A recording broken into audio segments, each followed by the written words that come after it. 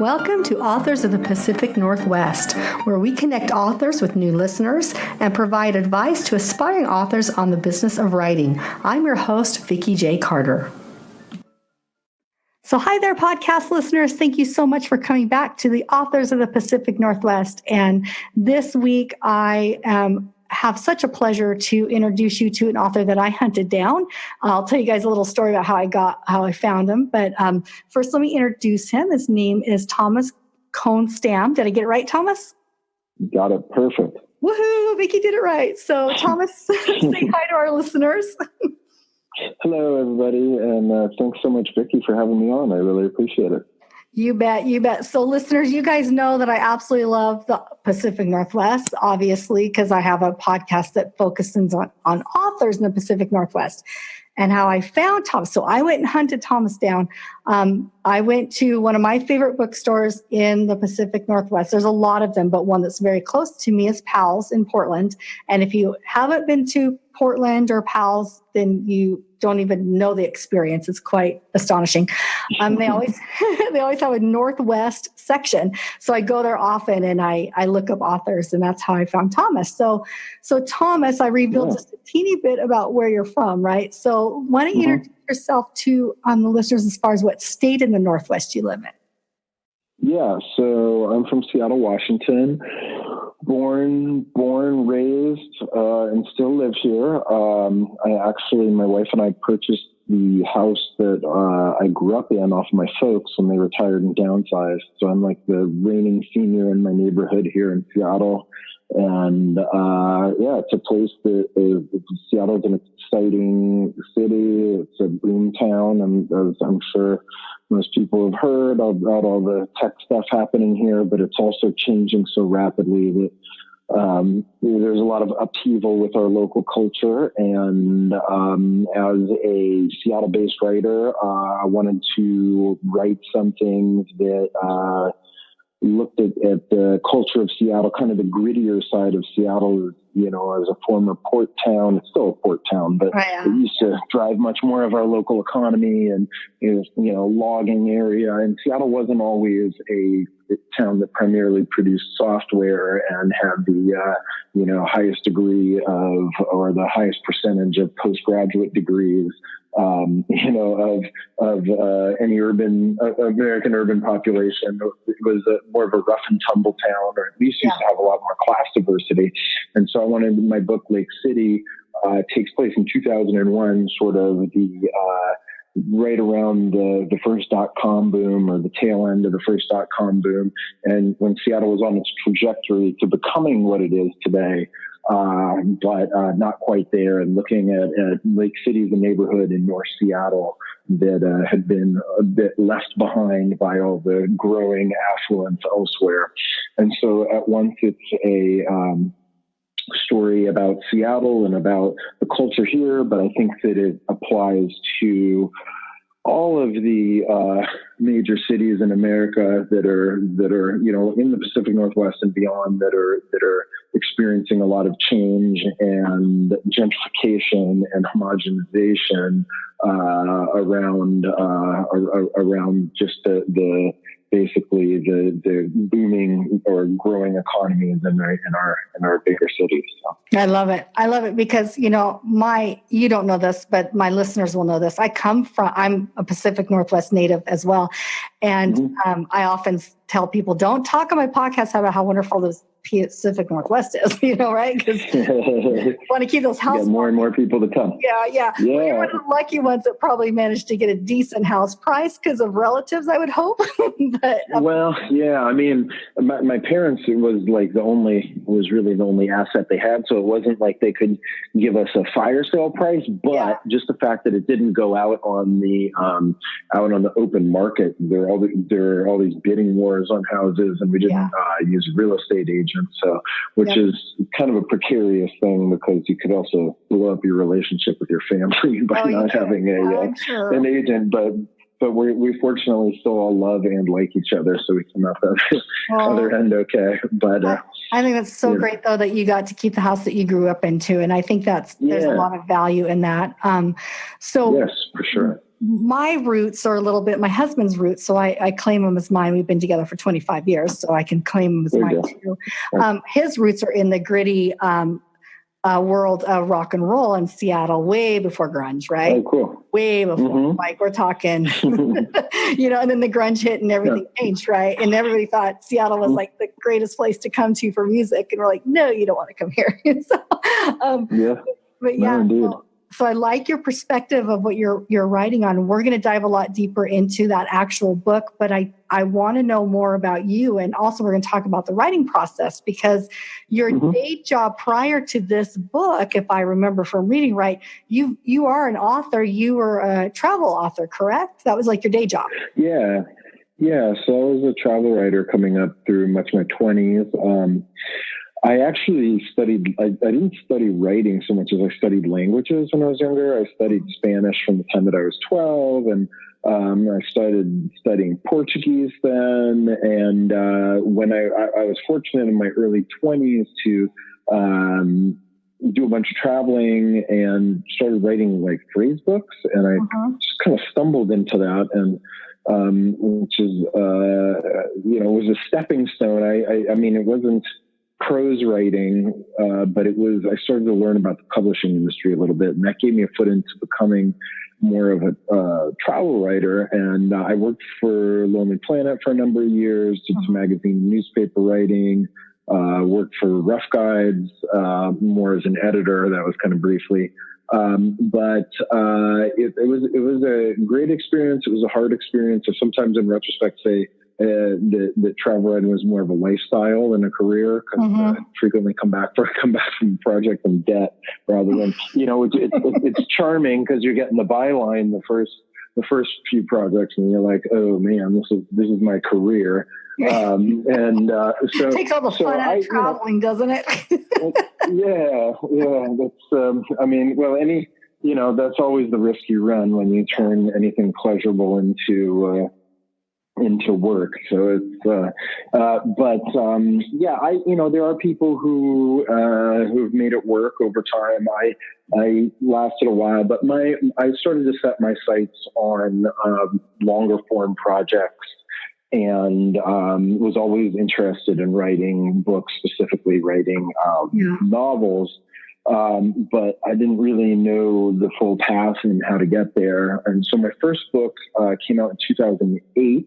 I was originally writing it as a novel, and I had a sort of fortunate moment where a New York Times journalist got in touch with me and said, "Hey, I heard you're writing a book about the realities of being a travel writer, your experience as a travel writer." And I was like, "Yeah, I'm just 2 chapters into it at the time," and just starting it off. But I told some people about it who had happened to know this writer, and I thought I did this interview I was traveling. I did it from an internet cafe in The Hague in the Netherlands. And I thought, okay, that's cool. I'm going to get quoted in a New York Times article. That should be good for a little bit of moving this book project forward. Anyways, when it came out, it was on the cover section of the Sunday Styles, or the cover page of the Sunday Styles section. It had a picture of me, and I was like in the lead of the article. And you could have set that one up any better. Yeah, but then it was like being shot out of a cannon. Though. Yeah, so what happened was a couple days later. Well, and I had an agent, and then the agent was like, and everybody was like, this should be nonfiction, and you need to reposition this and this, so it was cool that it all happened, and I feel fortunate and thankful that it happened. But it was also, it got into the commercial process very quickly, and I did lose quite a bit of creative control. And I think that that's just like in any sort of business. And what I've compared it to is like, it could be, you say that you wanted to open a bakery, and before you had ever sold a loaf of, you were practicing, your recipes, and before you've ever sold a loaf of bread, some deep pocketed investors say, "Hey, we'd like to invest in your bakery." Well, inevitably, you're going to, there are other cooks in the kitchen, no pun intended. And you lose absolute creative control over it. And so this project, it went a bit, and there was a big controversy when it came out too, because but controversy can be good for selling, right? Not so much for your mental sanity. Good insight. So yes, it was like, and the publisher was kind of like, yeah, run with it. And I'm like, and I was also worried that I was keeping an eye on the long term of my career too, just because it was about the controversy. It was tied in with a number of other things. But it was really about, are they really sending travel writers to all these locations that are being covered? Mm-hmm. I've heard of this. Yeah, it was pretty.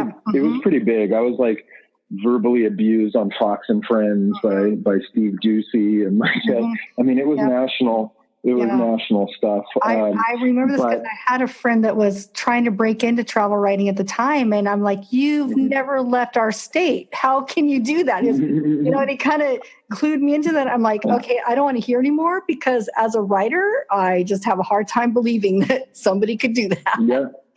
Yeah. Well, so, I mean, there was a lot of stuff that was like not based on anything I'd actually said or done. It was just, it was a lesson in the social media blog echo chamber too. But long story short, that controversy deflated, and when I came out the other side of it, I was like, man, I want to focus on writing a novel on my own terms, whether all publicity is good publicity or not. I want to just take my time and do something that when I'm on my deathbed, I can look back and say, I at least did one project that was, my pure vision for something. Gotcha. And so it took me 10 years essentially from that book to this one coming out, where I went back to the drawing board. I spent a lot of time reading books, studying fiction, and and then just wrote it one foot in front of the other. I also have a 7-year-old and a 4-year-old. Oh. So over that last 10-year period, a lot of other stuff has happened too. And, person. But I'm also kind of an insomniac. So after my wife and kids go to bed, I'll go down and write for. That's like my special power. That's also a curse, right? Is that, if you don't sleep, you can put it to good use if if you're willing to just battle through.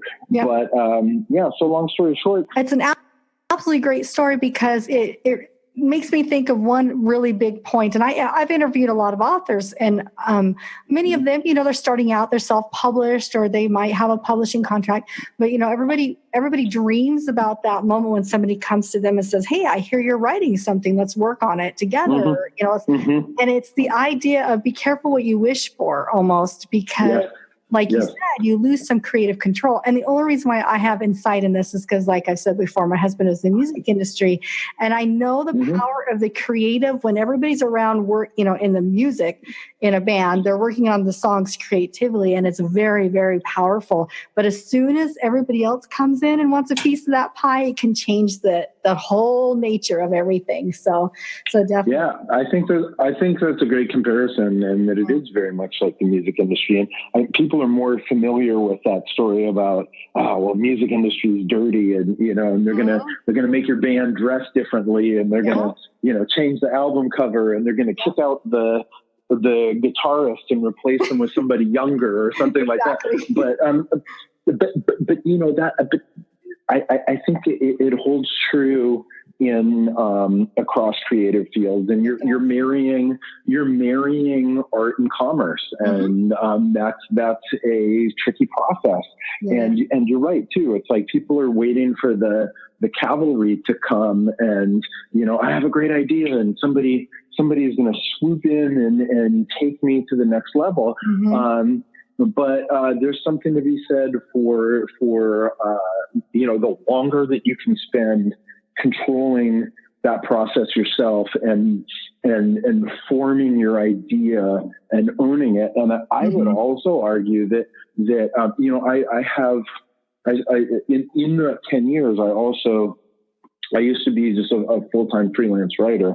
I built up a little company where I do video production now too. And having day job, essentially, I have found to be a greatly liberating thing. For some people are like, oh, day job's going to take away from my creative bandwidth. And it does, but it also liberates you to not hang your rent or your mortgage or your general well-being on what you're creating. So that has given me a lot more freedom to do things on my own terms. And then also it's given me a bit more. So my book came out in January, and it's just the reality of publishing is also that until a project has some momentum on it, unless you're that small percentage that is like a real hyped debut coming out that everybody, that's getting coverage and all the a lot of earned media coverage. You have to get it moving yourself. But there's something to be said for, especially in the social media era, having a little bit of additional budget to put towards like creating some, doing some paid promo, doing some social media ads, that sort of stuff makes a difference. So. Well, I appreciate so much that you talk about, the span between your first book to your fiction book that we're gonna let you read from. We're gonna talk about that because it was 10 years. Because you don't know my story. I'm working on my first historical fiction novel, and it is painfully slow, I'll tell you, because I do have that full-time job, and then I started a podcast a year ago with authors, and that takes up a lot of the time. And I've been very committed to finding out the industry through other authors, thus the podcast. And then I'm working on each chapter. I'm rewriting now the chapters with a really strong writers group. They're all fantastic. Two of them are published. 3 are editors from a newspaper. So I feel really good about their input. And I'm encouraged by what you're saying about having that day job to keep you balanced, because there are days where I've worked full time, all in my day job, which I'm a faculty member for students. And so I get drained in that capacity. And then I do a podcast recording, and then it's like, I got to write, and I'm just like, I got to get this book out. It's never going to come out. But here's the thing is, if you have just open free time in front of you, you could, you'd be a lot more upset with yourself or more frustrated if you spent some days like the writing just isn't happening, or you have a frustrating day. Or the other thing is, like, I finished the first draft of this book in 2016. I went out to 17. I got rejected or no response from 17 different agents first. And so, but I got feedback from most of those agents, and I, incorporated some of that feedback, and the book became stronger and stronger. So it took me another year to year and a half to sell it. And if I were completely depending on selling that book to get ahead, I would have gone crazy during that period. But I was able to be methodical about it, and quite honestly, that extra time made the book a much better book, because I incorporated this feedback.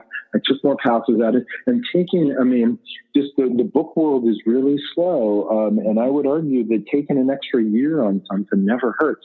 Maybe never hurts isn't fair. I'm embracing that. I'm going to embrace that today too. But I'm embracing the slow process for me, because I do talk with a lot of authors. A lot of them are self-published, and I know quite a few that pump out book after book after book. And I'm like, I read a little bit of it. And I'm like, I don't want to just pump out books. I want to pump out a great novel. I want to pump out anything that I write won't be pumped out, because I'm going to take the time to where it will withstand, longevity, right? It's not just an income. My whole goal was to do it towards retirement. So I have a good 25 years of work left in me with my regular job. And I thought, I do want to be working on writing during this process of really thinking about my retirement goals, and then go into the sunset with a few books under my belt already published, so then I can continue to write into retirement. And that was kind of the whole goal. So I love it. I love it. It's well, everybody has a different style, and my or approach, I should say, toward writing, and I am more in line with you. Some people I know some very good writers who are just like, they compulsively have to write all the time. So the second that one project is done, or it's even off the editor, they're starting something new. I'm a bit slower and more methodical, and I agree that like there's so much emotional investment and time investment in the book. I would rather spend more time and get it as good as I can, rather than just trying to get it out the door. Yeah. Well, let's talk just a little bit. I like to have the authors that are on the podcast kind of share just kind of briefly their writing process, because I do have a lot of aspiring authors that haven't published yet. I'm bringing on a lot of published authors from independent and from traditional publishing, and everybody has a different process. So I think it's good for us to hear kind of your process. You start with your idea to getting it in the hands of readers. What's your process, or how has your process been with this book? I spent a lot of time in my head, early on, and I think, every project that I've done so far, I've kind of had the idea and then put it down a little bit. It's not like it, you have the seed of an idea at first, but it doesn't just like suddenly all reveal itself. It's like there's a seed of an idea, and then I'm doing other stuff, and then some months or years later, I'll have another idea and kind of marry it with, it'll be an idea that evolves or grows this other thing that was coming back through in my mind, or maybe that I have a couple of pages on. So it's a process, and then I think and daydream about it and start to write stuff down on paper. So I'm working on a new novel right now, and this process is pretty similar to my last one so far. I'm sure it'll evolve a little bit, but basically then what I start to do is I want to definitely. It's seductive to just jump into the writing and do the writing. But I've learned the hard way about painting and painting myself into a corner. And so I want to know at least a basic sense of what the end is going to be. And how that ties to the beginning, right? And then you still have the whole open middle and the open area in the middle. And so as I'm figuring all the rest of that out, I will then, I just said it's very seductive to jump into the writing. I don't want to paint myself in the corner. On the flip side, I think that you can run into trouble by spending too much time planning and researching and not starting to write. So I attempt to achieve a balance by working on the first 40 pages or so. It's essentially like my first act. And I'm a pretty structured writer. So I'll get off on the first 40 or so pages, get off and moving, and essentially try to really find the voices of the main characters and the tone. But meanwhile, I'm dabbling in that. And that's the point I'm at right now. Like I'm dabbling in some writing, but I'm really still spending a lot of time thinking about big picture and trying to figure out what's happening more in the middle of the book and filling in those gaps. And so my last book ended up all on 3x5 cards, not a lot of detail in each scene, but it was like, here's essentially the plot, the main plot point in each scene, up on a big cork board in my studio. And I just work through it step by step. It doesn't exactly make it a paint by the numbers thing, but you at least have a path to follow. And I'm open-minded to evolve and change those things. This book now, I don't know that I'm going to get it quite as dialed as that. I might leave it a little bit looser. I don't know. Maybe I'm getting lazier, but I'm trying to convince myself that it's because I'm just experimenting with a slightly different approach, keeping it fresh, but, creative. Yeah. So, but I want to get that first act, essentially, that first act pretty polished, and then have the rest of it structured out, and then I'll launch into the rest. Yeah. Gotcha. I think it's so fascinating because I've talked to a lot of authors, and I originally started out with this book with just the idea in my head first, but I knew what the ending was going to be because the ending was a start of a second book. And so I was like, but I didn't have all those pieces plotted out very well. And so as I started to write, I got lost. I was like, how am I it happens. at the end? It's like, there's a lot of things that can happen in between. True. But, I know other writers who swear by that process, that you have to get lost, that you have to, and that's how the book reveals itself to you and the characters talk to you. And you got to go back then and cut 150 pages, but it's not all lost because that stuff resurfaces elsewhere. And, I can understand that, but I'm also feel like I would burst into tears or want to run into traffic if I were cutting 150 pages. And I've been there before. So. Yeah. I'm like, if I write that much and then not use all of it, I just may never come back to this, because I love research. So that's why I'm more drawn to the historical fiction, in the sense that my background's a library science, as a librarian. Oh, cool. So I love research. So I could spend years on researching this entire topic and everything about it and never really write. So I have to give myself limits, because otherwise that's all I would do, and then I'd be saying, but I'm not. So anyways, so awesome. Fascinating. So let's talk about Lake City. So, and I'm going to set you up here, Thomas, to do some reading, because our listeners love to hear the authors read. So, and I usually go quiet during that part when you're reading. So Thomas, share with us what you want to, as far as the characters, the background, set the stage without giving us way too much, right? Because we want people to actually find your book and get it as well. Of course. So Lake City is the story of so first off, Lake City itself is a neighborhood in Seattle, but Lake City is the story of essentially an ambitious loser who is contracted by a wealthy adoptive couple to seduce and eventually sabotage a troubled birth mom from his neighborhood. And he's trying to do the right thing, he thinks, if he could only figure out what the right thing actually was. And all in the chance of, trying to hope to get this life back that he believes that he deserves, because he had, up until recently, he's recently divorced, and he's trying to get back to his ex-wife and her trust fund. So in the opening of the book, he's just 9/11 has just happened. He's just recently separated, and has washed up, flamed out of his PhD program in New York, washed up back in Seattle on his mom's couch, and is, with about $20 to his name, and is feeling really sorry for himself. And so he's not only taken an emotional kick down, if you will, but he's also done some class backsliding. And I very much set out to write a book about class, class in a Pacific Northwest city. But, I was looking at social mobility, and he ends up in this situation between this more affluent family and a woman from his neighborhood who has essentially never caught a break in her life.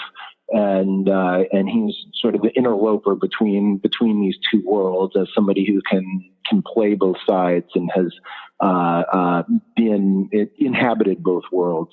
Awesome. So should I read a little bit from the beginning? Go ahead and read, and when you're done, I'll take us out of the podcast. Okay, very nice.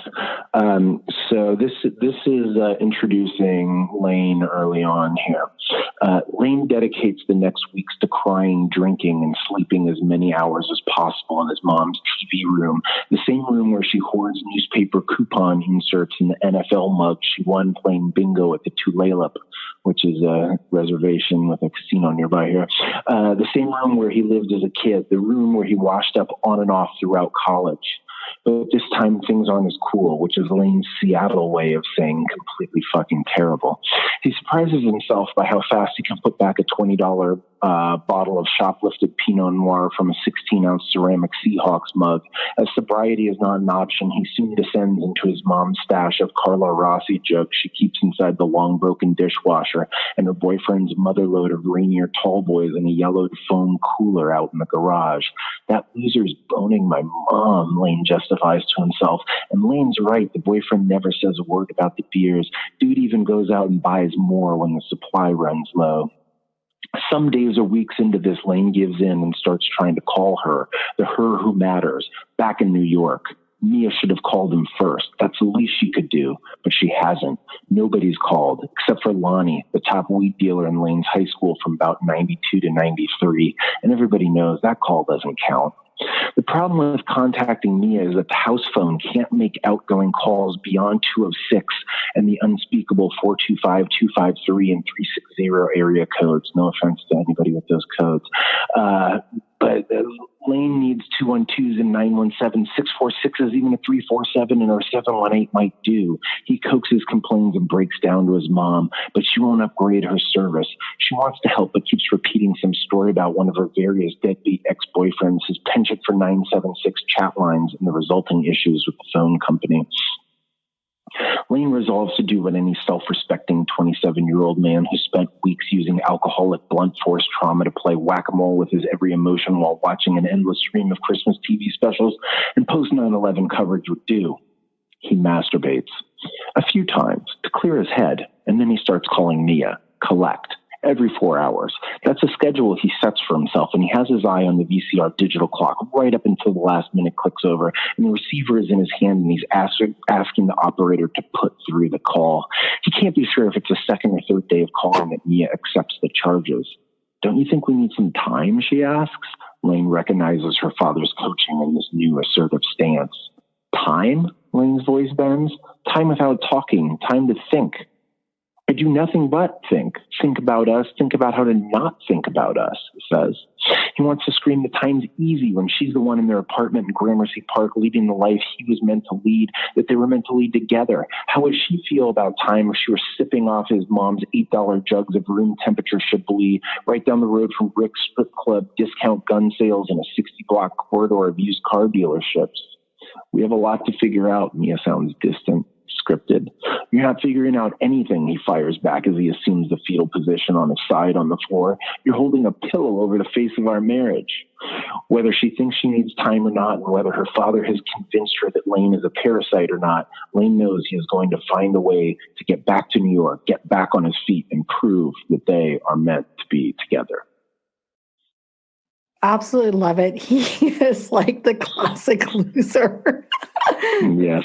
Fantastic. It gets worse. I can imagine, but no, I love it. So listeners, if you want to read a book that's placed in one of my favorite cities, Seattle, but not the Seattle you might know, definitely look up Thomas's book. You'll find him on our show notes and follow him. And you're on Instagram, Twitter, and Facebook, but you prefer Instagram and Facebook, right, Thomas? Yeah, primarily Instagram and Facebook, or if anybody goes to lakecitybook.com, you can hit me up through my site too.